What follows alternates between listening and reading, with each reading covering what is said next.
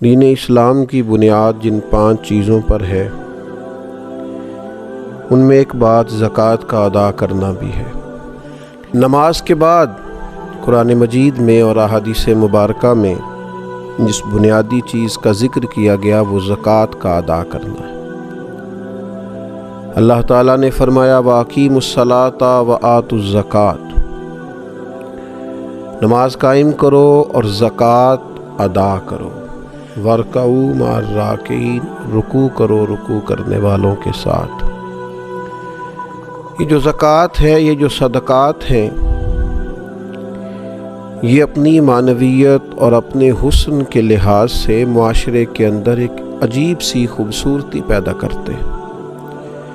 امیر کا غریب کے ساتھ محبت کا رشتہ قائم ہوتا ہے، ضرورت مندوں کا اہل فضل کی طرف رجحان اور ان کا پھر غریب پروری کرنا معاشرے کے اندر حسن کو، اخوت کو، بھائی چارے کو فروغ دیتا ہے۔ صدقات کے نبی کریم صلی اللہ تعالیٰ علیہ وسلم نے جو فضائل بیان کیے اور ترغیب جو نبی کریم علیہ السلام نے ارشاد فرمائی، اس کی جاذبیت اور خوبصورتی کو اگر سمجھا جائے تو حضور علیہ السلام کا تھوڑا سا توجہ دلانا اور اس توجہ کے اندر حضور علیہ السلام نے جس طرح کی اہمیت اس چیز کو عطا فرمائی وہ عجیب سا دل کو ٹھنڈا کرتا ہے۔ اللہ کے حبیب علیہ السلام نے ارشاد فرمایا کہ یہ جو صدقہ ہے یہ تو برے خاتمے سے بچا لیتا ہے۔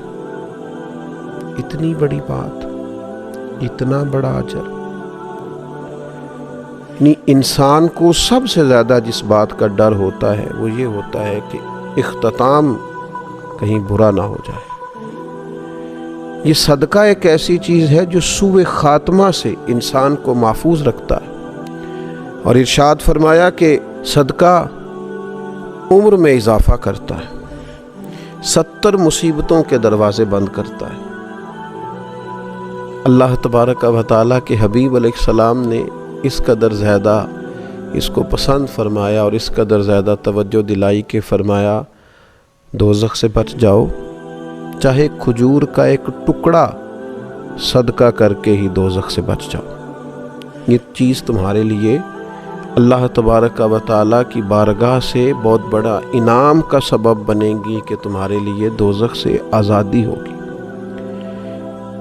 یقیناً جس بات کے فضائل ہوتے ہیں، جس کام کے فضیلتیں ہوتی ہیں، اسے نہ کرنے کی وعیدیں بھی ہوتی ہیں۔ تصویر کا دوسرا رخ بھی ہوتا ہے، ایک کام کیا جائے گا، اس کے فضائل ملیں گے، اجر ملے گا، ثواب ہوگا، اللہ رسول کی رضا نصیب ہوگی، معاشرے کے اندر غریب پروری ہوگی، لوگوں کا خیال رکھا جائے گا، انسان کے اندر رقت قلبی پیدا ہوگی، درد دل پیدا ہوگا۔ زکوٰۃ ادا کرنے سے، صدقات کرنے سے دوسروں کے بارے میں اس کی طبیعت کے اندر ڈھیر سارے خیر کے جذبات پیدا ہوں گے۔ لیکن اگر یہ کام نہیں کرتا،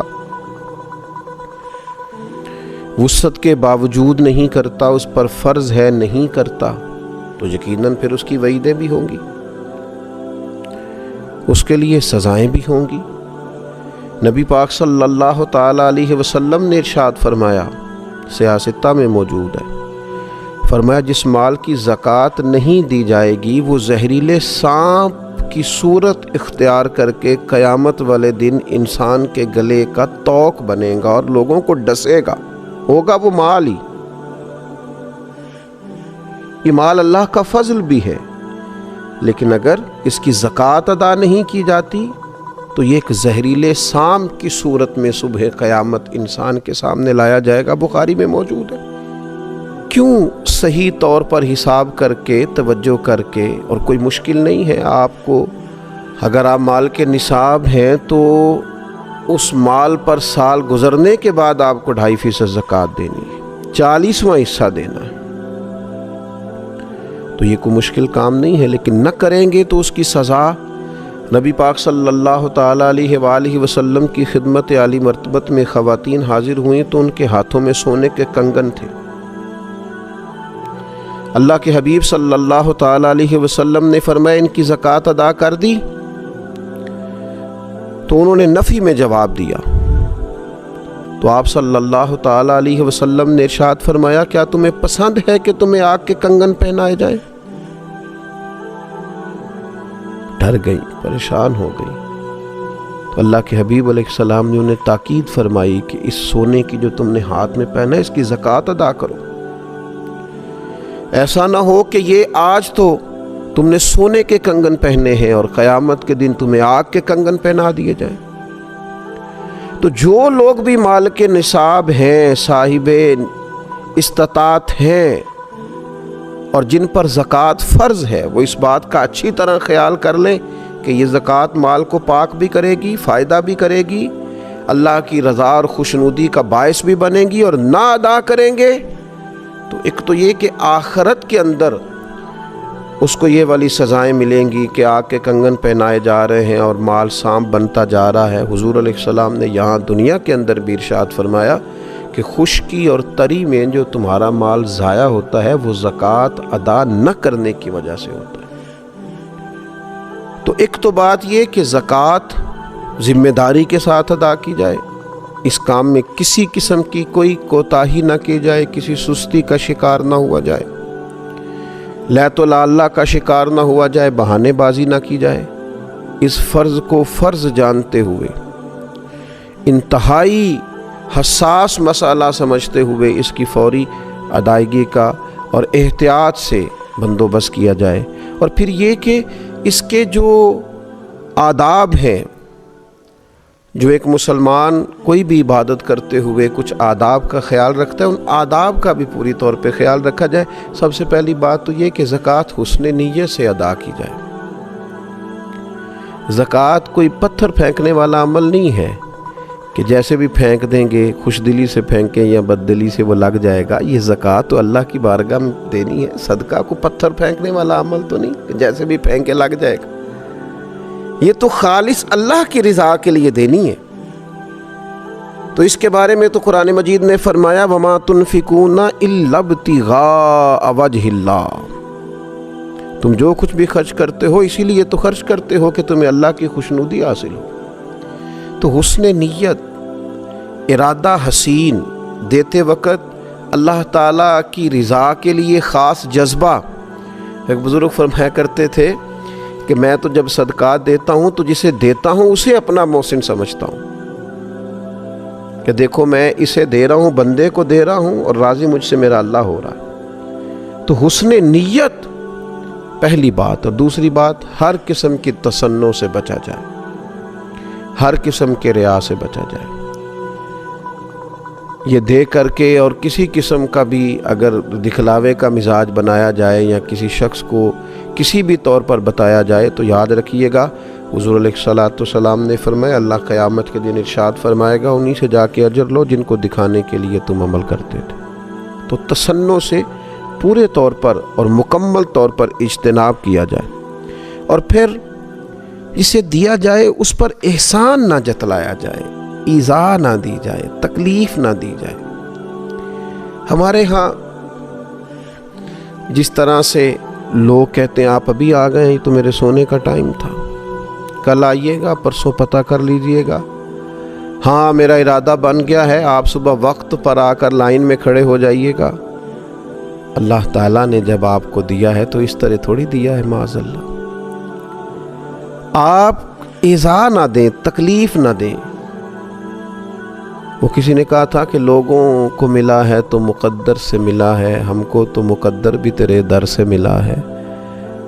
تو اللہ نے جب دیا ہے تو کرم سے دیا ہے، تو جب یہ ذہن ہو کہ مجھے کرم سے ملا ہے تو پھر دیتے وقت تکلیف نہ دی جائے، اذیت نہیں دی جائے۔ قرآن مجید نے فرمایا یا ایھا الذین آمنوا لا تبطلوا صدقاتکم بالمن والعذا، اے ایمان والو احسان جتلا کر اور ایذا دے کر اپنے صدقات کو باطل نہ کر لینا، اپنے صدقات باطل نہ کرو، احسان جتلا کر اور دل آزاری کر کے ایذا دے کر ان کو ضائع نہ کرو، باطل نہ کرو۔ تو کبھی بھی اس شخص کو جس کو آپ کچھ دے رہے ہیں، عطا کر رہے ہیں، اس کو کسی طور پر بھی کسی اذیت میں مبتلا، اگر قرآن مجید کے یہ دو لفظ سمجھ لیے جائیں نا، یا ایھا الذین آمنوا لا تبطلوا सदक़ातिकुम बिलमन्नि वल अज़ा। ऐ ईमान वालो, तुम एहसान जतला कर, तकलीफ़ देकर अपने सदक़ात को बातिल न करो। अगर इसको समझ लिया जाए तो फिर तो इंसान जो लेने आए उसका एजाज़ करे, उसे हर तकलीफ़ से बचाए कि अल्लाह ने हुक्म दे दिया है कि तुमने अपना सदका बातिल नहीं करना। किसी किस्म की तकलीफ़ नहीं देनी सामने वाले को। और फिर चौथी बात यह है कि उम्दा माल अल्लाह की राह में दिया जाए, अच्छी चीज़ अल्लाह के हुजूर पेश की जाए, मालिक की बारगाह में पेश की जाए तो फिर ख़ास चीज़ पेश की जाए। जो लोग महबूब को तोहफ़ा देते हैं वो बड़ा कीमती तोहफ़ा ख़रीद के लाते हैं और पता है बड़ा कीमती है, फिर भी उसको सजाते हैं, संवारते हैं, किसी ख़ास जगह पे उसको पैक करते हैं, उसके ऊपर फूल लगाए जाते हैं, बड़े हसीन अंदाज में अपने प्यारों के लिए तोहफ़े भेजे जाते हैं, गुलदस्ते मंगाए जाते हैं। ये मेरे उस्ताद हैं, ये मेरे भाई हैं, ये मेरी मोहब्बत की जगह है। लोग बड़े एजाज़ के साथ तोहफ़े रवाना करते हैं तो अल्लाह के हुजूर पेश करना है, रब रसूल की रज़ा के लिए देना है। तो कुरान मजीद ने कहा, लन तनालुल बिर्र हत्ता तुनफिकू मिम्मा तुहिब्बून, तुम हरगिज़ नेकी को ना पहुँचोगे जब तक अपनी महबूब चीज़ राह खुदा में खर्च ना करो। एक शायर ने बड़ी खूबसूरत बात की थी, अगरचे उसने नक्शा तो करबला का खींचा है, लेकिन उसने कहा था, लाश अकबर दी वेख हुसैन के आ, गल यार दी गलो नहीं लाई दिए, दायम सोने मुहम्मद दे नाम उत्तों सोनी चीज़ वारनी चाहिए। देखो उनके नाम पे देने लगे हैं तो फिर हमने किस तरह के नगीने दिए हैं, किस तरह का हुस्न दिया, क्या कुछ निकाल के पेश कर दिया। धरती ने ऐसे लोग न कभी पहले देखे न कभी बाद में देखेगी। तो उम्दा माल पेश किया जाए और फिर ये भी याद रखा जाए कि अल्लाह पाक है और पाक चीज़ कोई कबूल करता है। हमेशा हलाल और तय्यब ही उसकी राह में पेश किया जाए। और आखिरी गुजारिश ये है ज़कात देने के मामले में कि फिर ये माहौल ना बनाया जाए कि मैं बांटूंगा तो लोगों की नज़रें अपने सामने झुकाऊंगा।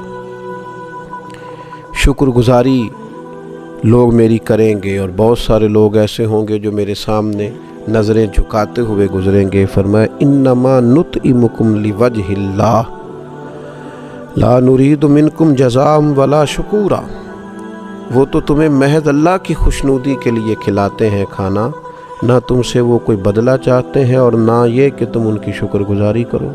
अल्लाह के बंदों की तो शान यही है कि वो तुम्हें जब खाना खिलाएंगे तो इसलिए खिलाएंगे कि अल्लाह राज़ी हो। वो तो नहीं चाहते ना तुम कोई जज़ा दो ना तुम उनका शुक्रिया अदा करो। तो अल्लाह तबारक व तआला हमें इन खूबसूरतियों को पेश नज़र रखते हुए ज़कात अदा करने की तौफ़ीक़ अता फ़रमाए। वमा अलैया इल्लल बलाग।